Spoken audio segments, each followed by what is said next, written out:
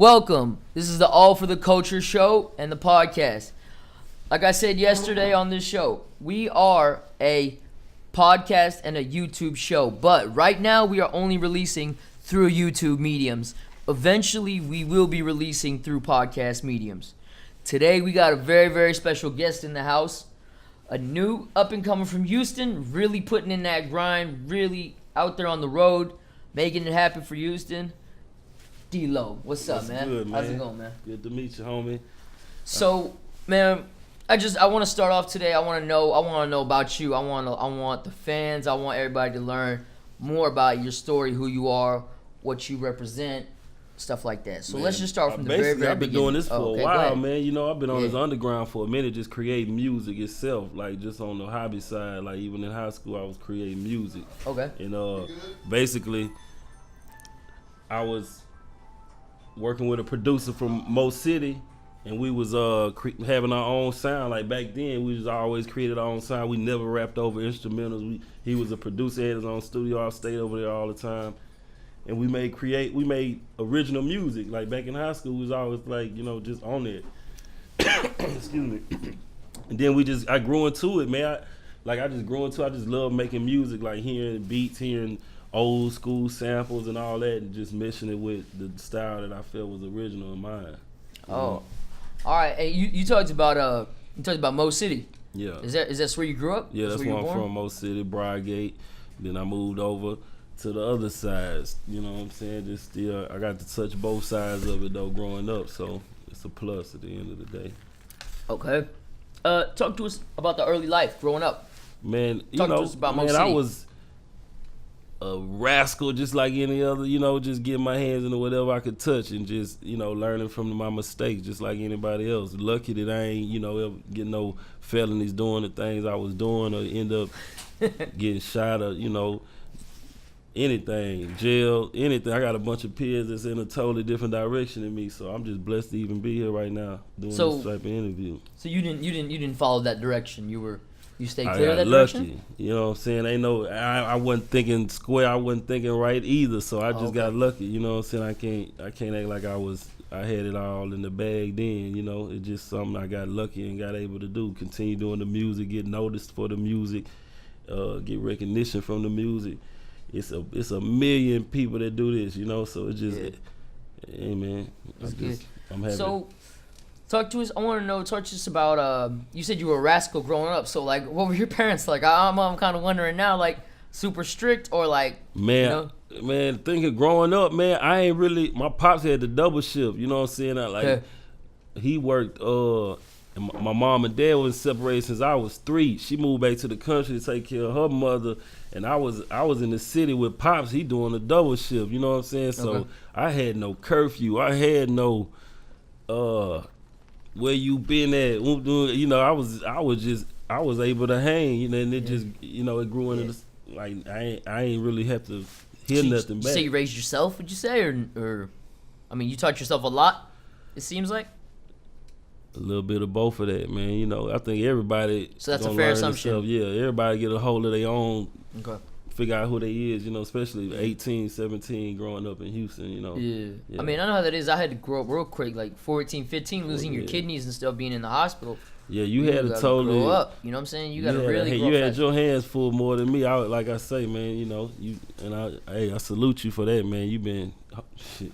I appreciate that, man. Keeping it positive, bro. That's the best thing to do, man. I honor that. Thank you, man. I appreciate that, man. So, you talk about what you went to Mo City. So what middle school, high school did you go to? I went to Mo City Middle School. Yeah, then I moved from there, went to Lake Olympia Middle School. Then, Lake Olympia. Yeah, then I'm over there with then I went to Elkins because High Tower wasn't open yet. They zoned everybody.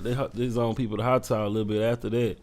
But you know, man, when I went to Elkins though, it was a mixed crowd, bro. It was like Hispanics, white, black, 33. Yeah, you know I had a lot of friends who went to Elkins. Yeah. Then man, Elkins had them things. What year you graduate? Man, you learn, see, man, about what, 2 years ago? You know, I'm only 23 years old. Man, I was gonna ask you if you knew some people, or you don't know. But I don't understand why my school is on the same street as the name of your school. I went to Clements. It's called Knight Street. We went to Elkins Clements, Street. and it's on Elkins Street. Yeah. I was like, that's so. I've been over there Elkin before. punking us. Elkin's punking us. Yeah. I had a partner named BD, went to Clemens, and a couple lady friends. Jessica went to Clemens. Man, Yeah. there's a couple people I know went back to Shout out to Clemens. Clements, man. Y'all had that bread. So- Only time we went to Clemens is on BLC. We had to drop off the BLC. BLC. I went to BLC by every year. I was bad. Dog. I was in BLC. For people who don't know, Yeah, BLC is that's it. Behavior Learning Center. Yeah, that's It's where when the you're bad bad. kids, where the bad kids go for Yeah. 6 weeks. Luckily, I never had to go. Let's It talk. seemed like it was 6 weeks. How long was BLC? Like 2, 3, 4? Man, it used to be a 6 weeks. It seemed like a long time. It started 30 days. Man, that was That was tough. short term. Yeah, that's if you did right. That was short term. So, Man. what was the? Let's talk about hip hop. Let's talk about culture. Let's talk about you getting into music. Yeah. How did you discover rap? What was the first rap song you heard? What was the feeling you got? Man. What drew you to this culture? The first rap song that touched me. I heard music before. I heard Run DMC. That's the and same all way with that. me, yeah. Yeah, you I know what I'm heard saying? stuff, But the first time I heard rap and wanted to rap, man, I heard Lil Kiki singing on a screw tape, man. Headed for 3, but you know it's gonna be hard. Coming down, I'm acting bad on my boys. Me and my crew, man, I heard that. And my cousin played it for me. My big cousin Diz played it for me. And it was either that or Street Military. I kind of, you know what I'm saying? I'm trying to remember when Pharaoh said, "You whole can't face Street Military." When that tape came out, that seemed like the, because I've been working with music my whole life. I can't, that's just like asking MJ, like when you first loved basketball. Yeah. You know what I'm saying? Yeah. I can't tell you in October 3rd, I don't know. But I know it was moments that I can remember that gauged me to be an artist, you know what I'm saying? And then that's where I can tell you. And them moments right there, listening to Screw Tapes and Pharaoh and Street Military and all that, it say, man, we gotta sound like I can, I don't gotta be from New York, I ain't gotta be from LA, We got our own sound. We got a sound, we got culture down here, And a sound that people are jacking right now who are not even from this area. You know what I'm saying? So give or take. we got a style that people want. And so I got into Houston about Chameleon era, Paul Wall time, and then I had to go back and do my homework for everybody. So let's talk about you doing music and taking it seriously when you started writing, your grind, your come up. Yeah, I remember just writing words down and rhyme. Like in school, I used to just write words and rhyme, like graduation, education. I'm like, I realized I say anything with T.I.O.E. and go rhyme. So I try to come up with different ways of saying words to make it rhyme and differently. You know what I'm saying? You really practice different things all at once. Like you practice how to say the word. At that particular time, I wasn't even trying to write raps. I was just writing words that rhymed. I was writing I ain't trying to put it on no beat. I was just writing poems that you could call them, And then my boy Jay Cut, he was a producer that stayed like around the other back end of the neighborhood type. I used to go over there. Well, really, my partner introduced me to him because we used to just freestyle in the truck as we go to International Ballroom or any other spot. They used to jump back in the days, Braeswood Inn and the reception hall and all that. We used to just ride through them joints freestyle, and that's when it was like shocking. Hear somebody freestyle, it was like amazing. And then my boy was like, my dude got a produce. My dude got a studio. He produce. He make his own beats. Come check him out. So I went over there. He played a beat, and I wrote my first rap ever with Jay Cut. It was called "Don't Fight the Feeling." It's called "Don't Fight the Feeling." It was the other song. We made 2 songs that day. "Don't Fight the Feeling" and I think it's called Ghetto Boys or something. I don't remember the other joint, man. It's crazy. But man, when I first got out that booth, I was like, I heard my voice the first time and it sounded so funny. I was like, man, I want to keep doing this shit. So I just stayed at it, man, and it just been something I naturally do, not try to do or make time to do. And let me get back to rapping because I ain't rapped in a week. Like, it's just something that naturally happened. You know what I'm saying? I stay around artists. I stay around music, and it's something fluently that happens. You still just like rap for fun, just joking around, like I freestyling do it for barbershop and stuff. talk. I do it for right. barbershop talk. I want niggas in the barbershop to say, man, that's the coldest nigga I ever met. I went to him. Yeah. That's all I want, because it's so everybody can be famous nowadays. I told my boy Bleeder, you can shit on yourself at McDonald's and be famous. You know what I'm saying? Somebody gonna catch it on tape and you famous. Yeah. So what? You ain't making no money, but you depreciating the part of being famous. Yeah. So who just want to be famous now? You can go do anything to be famous. I want to be known. I want that validation. Yeah. That's crazy you say that, because you're talking about you writing the words down, rhyming them, all that. You don't really hear that too much with the new artists these days. A lot of the new artists, they want to do the Lil Wayne stuff, but they don't got the skill of Lil Wayne and the years that Lil Wayne put in. Because you got to understand, Lil Wayne wrote for years. He didn't just start doing that, get in the booth and rap few bars. He was writing. But now, rappers got so lazy that they don't want to take the time to write. They just want to jump in the booth, start rapping right away, and be done. And it's like, I'm hearing you say all this. It seems like you really put time into your craft. Yeah, I'm part of the last breed. But see, now that other question that you said, it's like a 10-hour answer I got for that. Because as people, as what you consider pop and what's successful in music, or the songs that get played in the club, or the songs that get played on the radio that kids love. And of course, if a kid like it sound like something on the Nickelodeon channel. So all that stuff takes the education level down a little bit more. So it won't take much to be a rapper no more. You don't have to sound like you read a book no more to be a rapper. You don't have to be like Rakim and just kick knowledge. Yeah. You can just say something cool and goofy and have a chain on. You got it now. You got it. That's what it is. So it's all about what we created, the culture right now. And I think people are growing up seeing that, like, okay, I can be like Soulja Boy. And now they got grown people now with the attitude of Soulja Boy, because that's what they grew up to. Just like, you know what I'm saying? So it's really the OGs, the people before we dropped the ball. You know what I'm saying? It ain't no other reason that it's like that, you know? But everybody got the answers, though. Yeah. So, I want to know about the grind and the come up and how did you, because you did songs with Crit, you did songs with these guys and Slim and all that, and I'm gonna be honest, I discovered your music a couple months ago, so and you already had those songs out, so I'm just wondering, like, how you got them big features, but it was still like I just discovered your music, you know what I'm saying? Because this is my opinion and how I figure it works when it's natural. Yeah. You can go buy all those features. You can go get all that stuff coming out your pocket.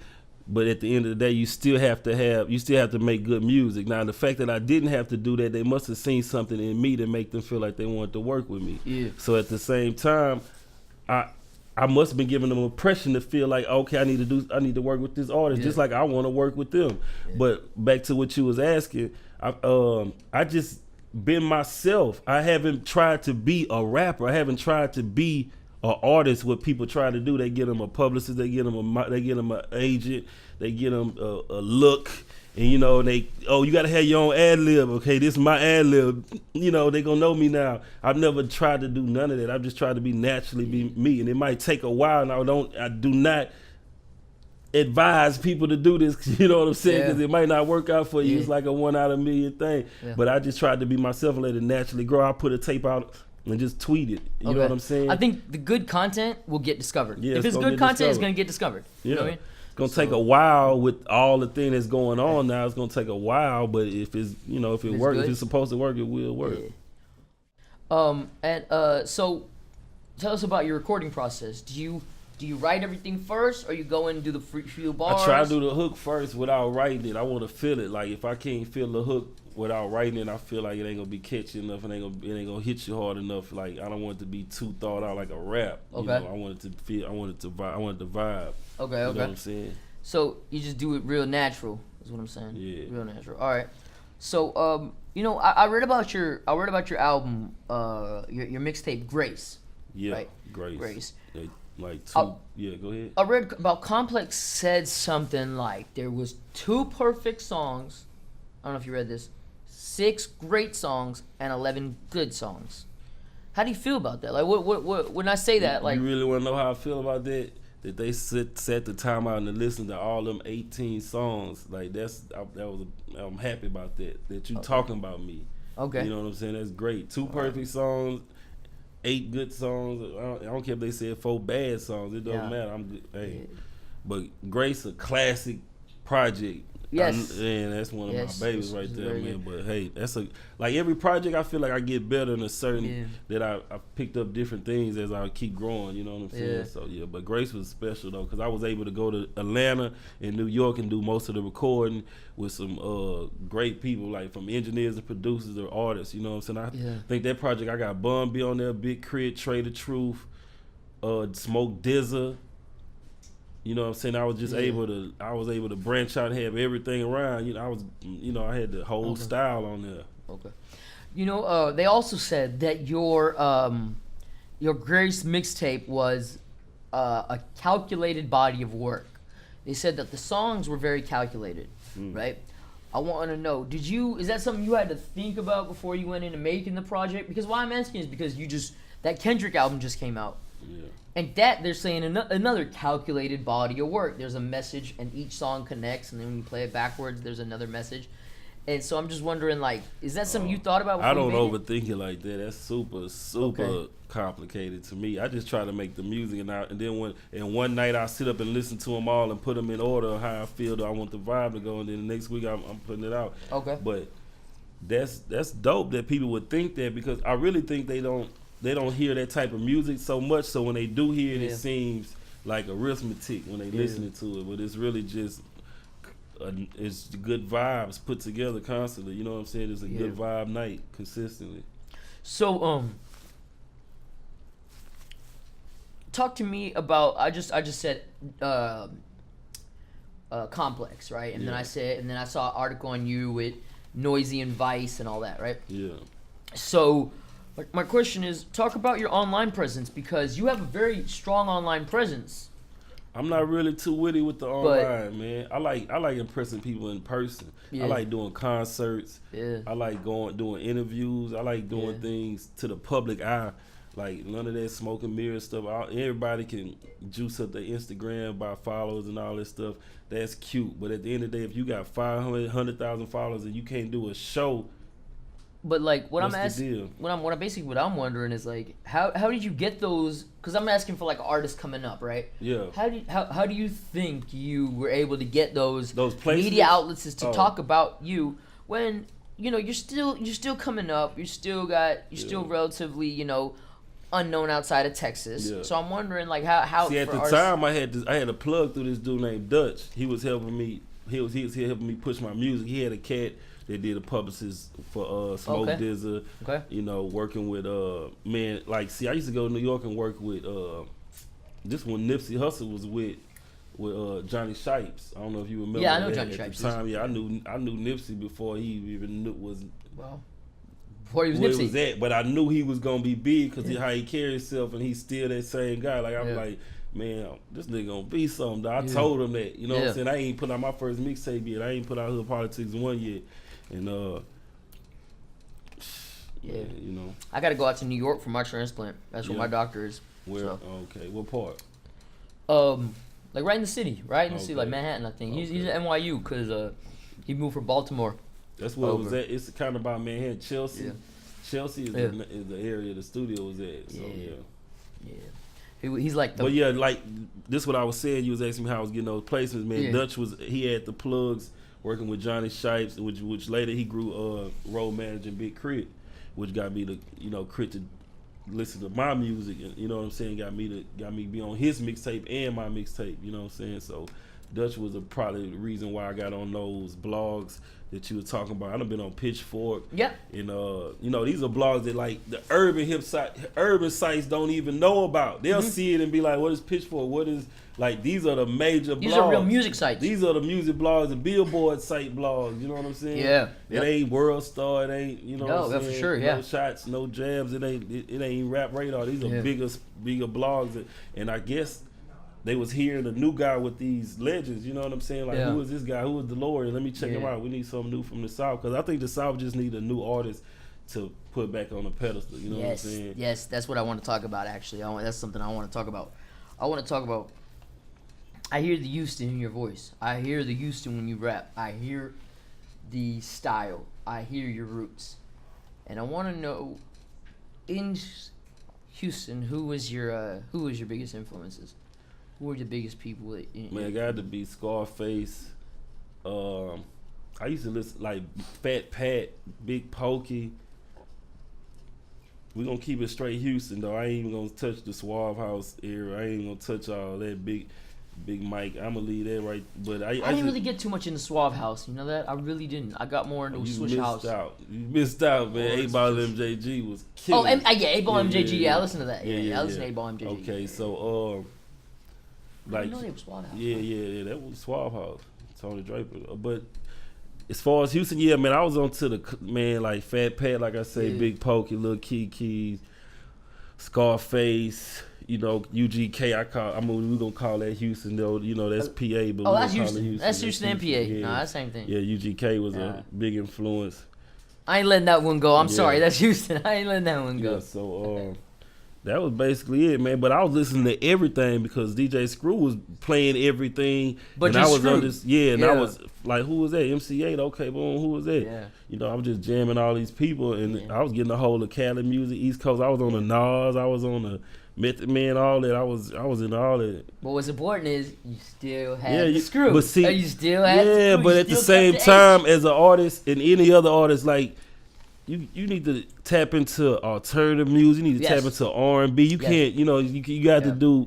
You got to hit. You got to be broader with your education of music. That's very true. You can't just listen to one thing, and just you gonna be stuck on that. That's very true. I feel like if you look at any of the guys who are real legends in any of the music genres, they have listened to lots of different music. You gotta be diverse. They have a very knowledgeable brain on the different types of music, and so I noticed that. But another thing is, did you play any instruments growing up? Never played any instruments. Never had any pets. Never was in a band. Okay. Never danced. Never danced. Never did none of that, man. Raps. Nothing. All right. So I want to talk about Houston in 2002 when it blew up. 2002, 2003, 2004. The Chameleon I want to ask era what type. made it. And that, honestly, those were the guys that I ended up listening to first, and then going back and doing all the research. I didn't get into the later guys later like Kiki and all them. Yeah. But what do you think? What do you think made it blow? Like, why do you think we were able to capture the market for that period of time?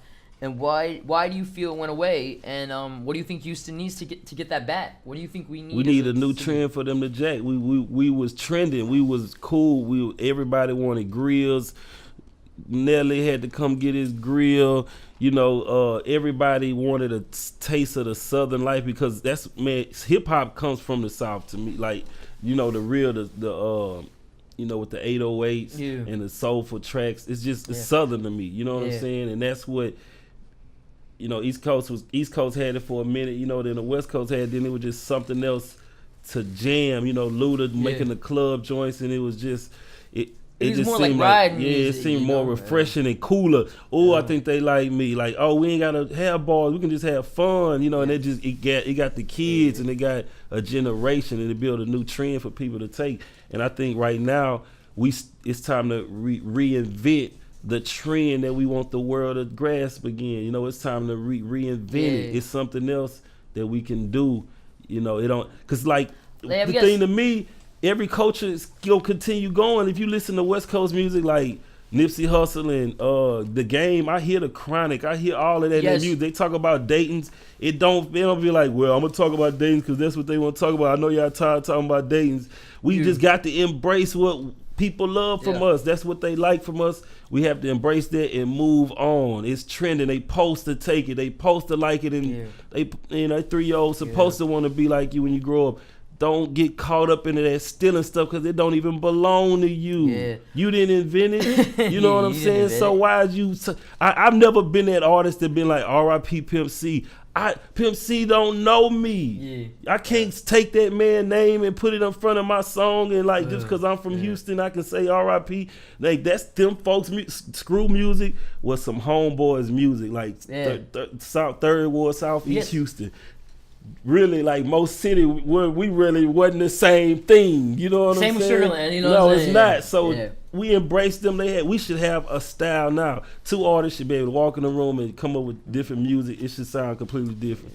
So man, it need to be a new trend right now, a new style that's player and everybody will want to be like, and we good. Ain't no problem. Everybody in this issue right now because music ain't really selling. You know what I'm saying? And if ain't no money being made, no labels throwing it out. Yeah. You know what I'm saying? Yeah. You know that's funny that you said that about the most city and north, because I always, being from Sugarland, people would talk about the north or the south and then like what they did and screw and all that. I'm like, we don't have nothing, and I'm like, it is the same for Sugarland. Most cities kind of near us, like a little bit of like kind of closer to us than any of the other places. Yeah. And it's the same thing. It's like you watch the See, it was DVD, territorial. It was more territorial back then. Now you can move. You need to move to Sugarland. You need to move your mama from wherever your grandma grew from. That's the dream we all have right now. So ain't nothing Move wrong to with Sugarland. that. It's a nice you area. can move to Pearland, Katy, wherever you gotta do. Get them out the way. Yeah. But back then it was so territorial. Like the north side and east side. I mean, north side and south side were like two completely sides. Different. They wore different. They drove different color cars.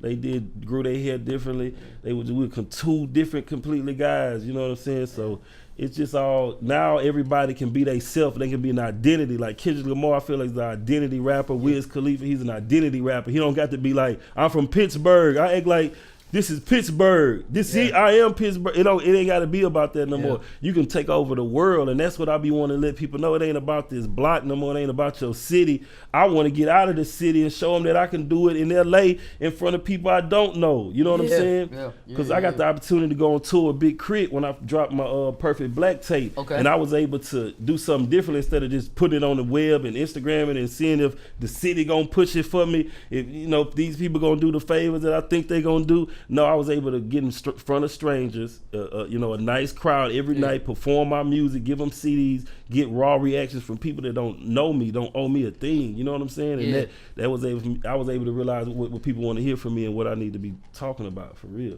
Okay. So you went on tour with Big Trip. Yeah. Where all did y'all go? Man, we hit Just all 38 over? cities in 2 months, man. We went from New York to LA. Was that your first tour? First tour, any tour, anything. And you've been on more tours after that? Nah, I know I've done my own shows Okay. in the city. I backed on and went to the cities that I did venues at. Okay, so worked at the venue. your independent shows, Yeah, I not did my part own of the tour. independent shows. Okay, I'm putting alright, together a tour right now though. We about to put together a tour. Okay, cool. We talked about Kendrick, and I have a question about why do you feel that Houston has not had that one guy like a Eminem or a Drake or a Jay-Z or a Wayne or someone who really was able to just soar out of here? Those independent names mind? that you just mentioned have been in the game for 15 years. I don't think no other city has had an Eminem or a Lil Wayne but not to dance over the question. There's no label down here. There's no machines down here. Everybody go to New York for the labels. Everybody go to LA to record. Atlanta to record, and LA to record. Like Houston is just a chill spot. They come down here, come to the strip club, find them a woman to marry, take them back to LA, and that's what Houston is about, having fun and shit. They probably don't even bring the bag. They don't even bring the music bag down here. They bring the party bag down here. You know what I'm saying? So it's completely different. You can look at tour dates. People don't even come to Houston no more. They go to Austin and Dallas, and they might shoot to New Orleans. They don't even come to Houston no more. You can That's crazy. I feel like you don't feel like it's coming back now that Drake kind of was like, coming down here and kind of brought more. It's gonna take a little more than Drake, but he does. But he brought that like attention back. That look, that looking at it like made it like, oh damn, it must be popping down there. It must be fun. Like they must have a dope club culture or something like that. You know what I'm saying? So I feel like it's kind of coming back slowly. We had the Super Bowl here. People came down here for the Super Bowl, had a good time. And I feel people are starting to remember that, hey, we're a fun city. This is a fun city. This is where we are, and we're